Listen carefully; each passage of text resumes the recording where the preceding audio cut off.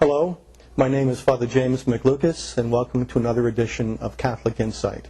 We begin our every edition with a shot of the beautiful painting of Archbishop Fulton Sheen that sits behind us, and we ask, of course, always for his intercession for the work that we do here at Keep the Faith. For the second week, we have an opportunity to speak with a very rare guest. Very few people get to hear him like you're getting to hear him. Father Chad Ripperger, who is a priest of the Fraternity of St. Peter. Father is a professor of theology and philosophy at the Fraternity of St. Peter's Seminary in Denton, Nebraska. And he is also the author, which is the reason why we're talking to him during this series of editions of Catholic Insight. He's also the author of a trilogy of a work entitled Introduction to the Science of Mental Health. Those of you who saw our Catholic Insight last week got a pretty good summary of the first volume. And the first volume, of course, that we didn't mention, I don't think, last week, Father, okay, is the first volume is Philosophical Psychology. Why did you call the first volume Philosophical Psychology? Well, the principal reason is because in order to approach man adequately or properly, you have to take a philosophical rather than an empirical approach towards him. Even though the empirical can play a role, the interpretation of the empirical data and things like that still have to come from a philosophical methodology, and so that's why I called it philosophical psychology. And that also lays the foundation for the remaining two in the series. What do you mean, let's say, when you make a distinction between philosophical and empirical? What do you mean exactly? The empirical method basically tests things that are physical, so you can measure them, quantify them, that type of thing. Whereas there's certain things that man does that aren't quantifiable. You can't quantify intellectual operations, you can't quantify acts of the will, except for in their effects that occur physically. But philosophy can actually address or discuss these matters because its method is different from an empirical method, because it's not tied to purely physical things. Well, you know, it's interesting because when someone goes through your table of contents, all right, in your first volume, you'll find these chapter headings: logic, the will, the appetites and the passions, reason and the appetites, habits, virtues and vices, natural law, and conscience. What do these topics have to do with the science of mental health? Well, they all deal with how we operate intellectually, because the passions affect our judgment, a judgment being an act of the intellect.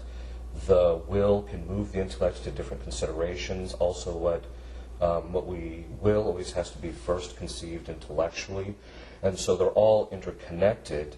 Natural law is basically the structure that God designed, the inclinations that God designed into the nature of man and into his faculties.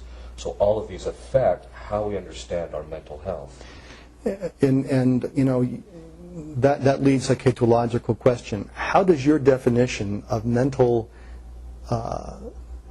health and illness differ from the modern definition of mental health and illness? That's a very good question. If you could find a modern definition of mental illness, I'd be happy to entertain it. Unfortunately, most of the moderns don't really understand what mental health and illness is, and so very often when you read their books, they'll talk about different aspects or different mental illnesses, but nobody can really define what mental health is or what mental illness actually is, and that's actually left, I've discussed this with a few psychologists, that's left the modern philosophical or modern approach to psychology at a bit of a loss, and they're kind of groping around.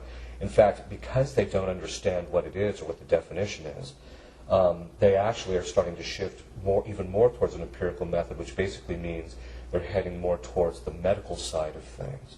Okay. Because they realize they're getting results by giving people pills and things like that, but that doesn't only solve people's problems, it only masks them.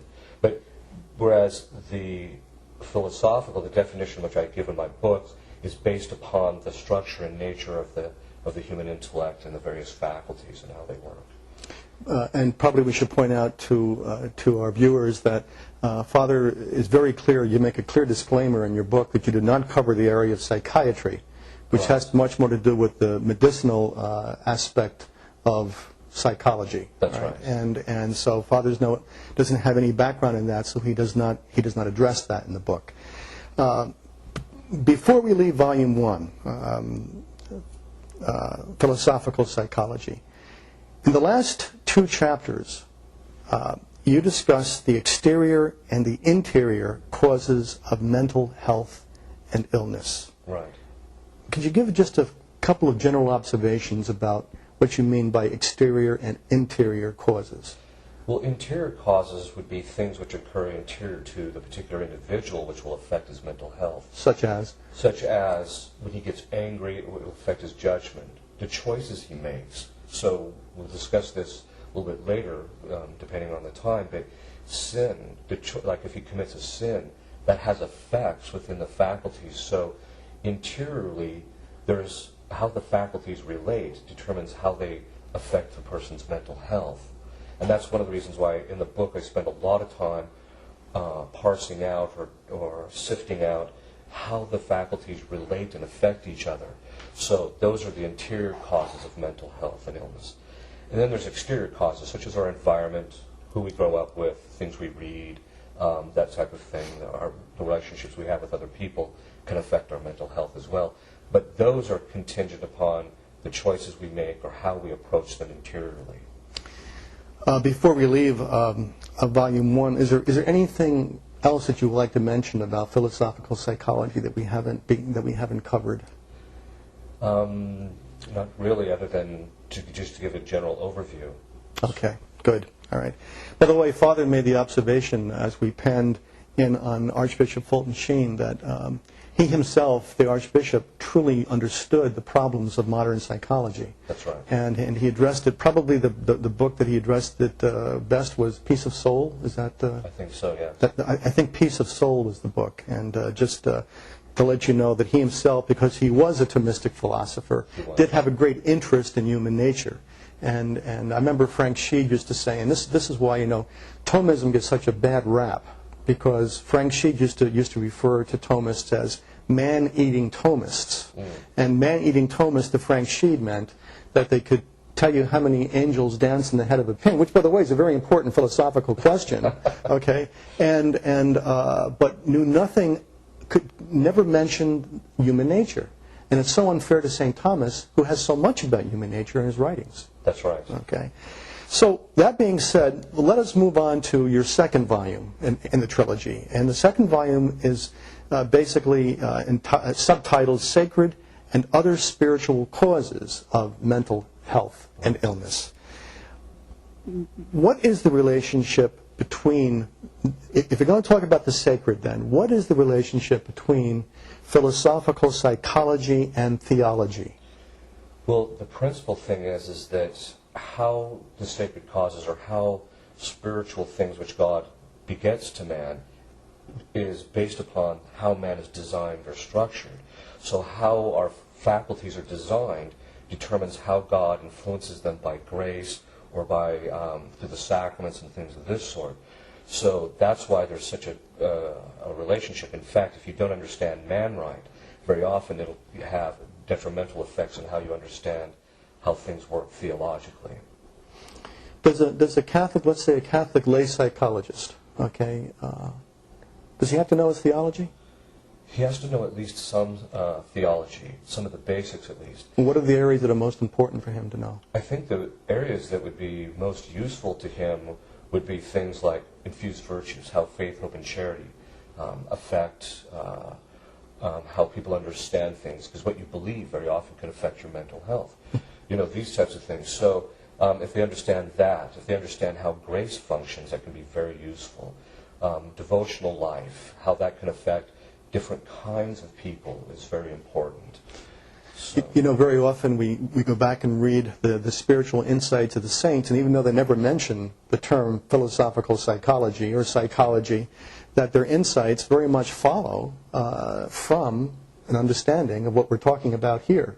They didn't have perhaps a cognitive or conceptual understanding of all the concepts that you speak about in your books, but because they were interiorly doing what they were supposed to do, it was lived. That's right. And I think part of it also has to do with the fact that Christ understood, because he created man, understood that when he revealed things, what became the deposit of faith, which the church teaches, if people follow that closely, the psychology of man is already built into it, because Christ understood he was revealing to man, who was designed in a specific way, this is what man's problems are, and this is how you overcome them. Okay. All right. One of the things that you will not hear from many psychologists is a statement that you make, or a point that you make in your book, which I think is just so vital to this whole discussion. Why do you say that sin has a psychological impact?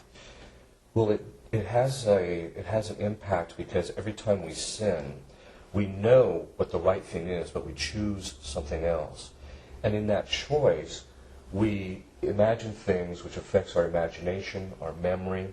It also affects our life of our passions. So we choose very often to think about something that makes us angry, and so the sins affect us. One of the effects of not only an original sin, but actual sin, is a darkening of the intellect, which has a direct impact on people psychologically. So very often people get into habits of sin, which then in the end they become blind to it, and it starts affecting other aspects of their personality, and it becomes very difficult, like say alcoholism, or somebody who has a problem with gambling, or somebody who has a problem with lying. It starts affecting every aspect of their life. They get to the point where they have a hard time even understanding what, coming to the knowledge of the truth, or they have a hard time even saying what's true. So these are things that are psychological effects, but they come from the actual choices of the sins that they commit. So that when, even for instance, in a secular discussion, you often hear the phrase, well, he's lost contact with reality. Exactly. That's very often as a result of his sin. And even though they don't use the concept of sin, okay, we say, yes, he's lost contact with his reality, but, all right, what psychology doesn't do, from what you're saying, modern psychology, right, is it doesn't really permit a true analysis of exactly why he lost contact with reality. That's right. Because they approach actions as morally neutral. That's right. And so maybe that's a question from you, because you mentioned last week that you had discussions with secular psychologists. How do they explain that? In other words, how do they explain that they can say that this person's lost contact with reality, yet they have a moral neutral approach to how the person got there? Yeah, that actually does kind of create a real problem, and I don't think they themselves have an explanation for it. Okay. And I think that's, and I think a lot of it has to do with, again, they don't really understand fully the causes of mental health and mental illness, and so they tend to try and patch the symptoms afterwards rather than very often getting to the cause. Because, as you mentioned, a priori or beforehand, they've already excluded the discussion of sin. And of course, sin is an action contrary to the natural law. But what's the natural law? The way God designed us. So each time we sin, we act contrary to the way we're designed. Well, in philosophy, we call that violence. That is, when you act contrary to the nature of the thing, you cause violence. And the principal effect of violence is weakening of the thing that you act against. And so every time a person commits sin, it weakens their faculties, and which means they become disordered over time. Another topic that you, again, in Volume 2, with your discussion of the sacred and other spiritual causes of mental health and mental illness, is you discuss infused virtues and how they affect mental health. First of all, could you explain what you mean by infused virtues? Yeah, there's two different kinds of virtues. There's those which we can acquire, that is, we perform the action on our own, and then as a result of that action, the virtue begins to grow in us. Whereas that's different from an infused virtue, which is one in which once a person's in the state of grace, God infuses into the soul, the infused moral virtues. So we have infused prudence, fortitude, temperance, and justice.